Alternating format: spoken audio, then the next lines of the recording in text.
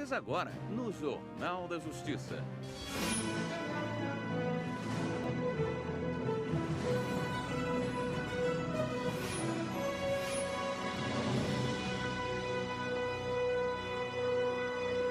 O plenário do Supremo negou o pedido de um ministro aposentado do Tribunal Superior do Trabalho que queria um adicional de 20% no valor da aposentadoria.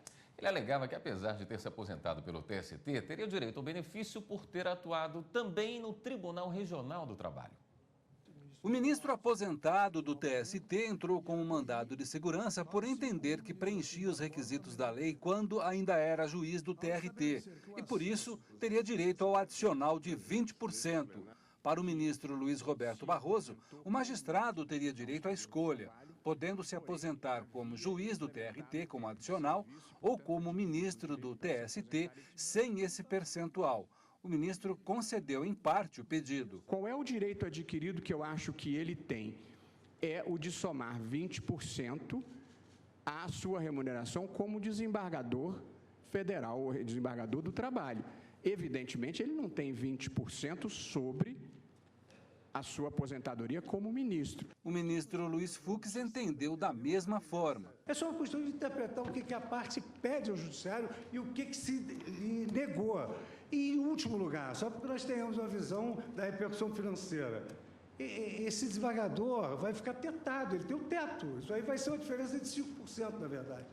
Para o ministro Marco Aurélio, se fossem aceitas as duas alternativas citadas pelo ministro Roberto Barroso, se criaria um terceiro sistema. Um cargo de estatura no judiciário mais elevada é desenganadamente um cargo isolado. Não se chega a ele pelo duplo critério alusivo às carreiras, antiguidade e merecimento. Não há como conciliar exoneração aperfeiçoada, e foi aperfeiçoado para que ele tomasse posse como ministro do TST, não há como conciliar-se esse ato, já sepultado, sem direito à missa de sétimo dia, com a aposentadoria no mesmo cargo de juiz, substituindo o Supremo ato do Executivo Nacional. Resultado final, a Corte negou o mandado de segurança ao ministro aposentado do TST. Penso que, como o impetrante requereu a aposentadoria no cargo isolado de ministro do Tribunal Superior do Trabalho, essa condição não lhe dava direito à aposentadoria com o acréscimo previsto no artigo 184, inciso 2º da Lei 1711. No segundo julgamento, os ministros analisaram uma ação direta de inconstitucionalidade em que a Procuradoria-Geral da República questionava um artigo da Lei do Estado de Minas Gerais, que trata o acesso como uma das formas de preenchimento de cargos públicos. Para a PGR, a norma viola a Constituição Federal, que exige a realização de concurso público. É inconstitucional toda modalidade de provimento que propicia o servidor investir sem prévia aprovação em concurso público destinado ao seu provimento em cargo que não integra a carreira na qual anteriormente investido. O primeiro relator dessa ação foi o ministro Celso de Mello, que já havia concedido uma medida cautelar. Por isso, a lei não estava em vigor. Por maioria, a Corte acolheu a ação direta de inconstitucionalidade. Os ministros também analisaram embargos de declaração sobre a ação direta de inconstitucionalidade contra uma lei de Mato Grosso do Sul, que criou o Fundo de Desenvolvimento do Sistema Rodoviário. Para a Confederação Nacional da Agricultura, que propôs os embargos, nesse caso, a nítida violação do princípio da livre concorrência. A Corte do Supremo rejeitou os embargos. O plenário também discutiu hoje a legalidade da impressão do voto nas eleições. E tem mais detalhes sobre esse assunto é o repórter Adilson Mastelari, que continua no Supremo Tribunal Federal. Oi, Adilson, boa noite.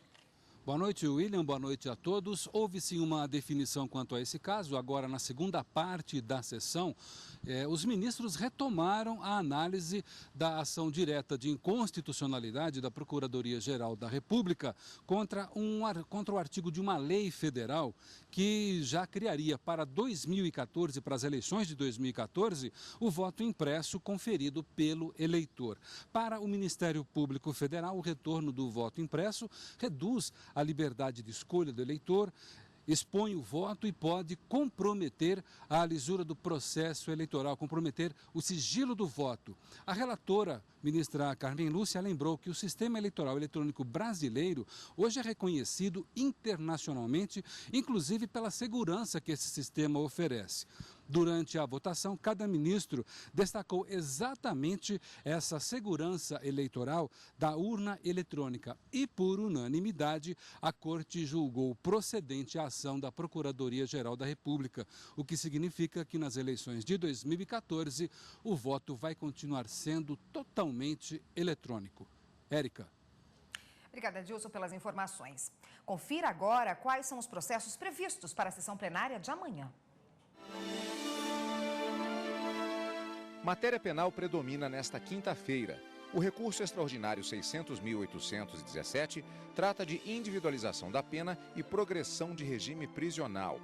O inquérito 3.555 é oferecimento de denúncia contra ex-governador de estado por crime contra a honra. Já a ação penal 567 pode definir a condenação ou absolvição do réu em denúncia já aceita em caso de crime eleitoral. Ainda sobre matéria penal, os embargos infringentes na ação penal 481, com alegações contra a condenação definida pelo Supremo Tribunal Federal. A ação penal 596 leva ao plenário novamente crime eleitoral, enquanto o inquérito 3006 trata de crime contra a administração pública. Mais informações sobre a pauta no site do Supremo Tribunal Federal, www.stf.jus.br.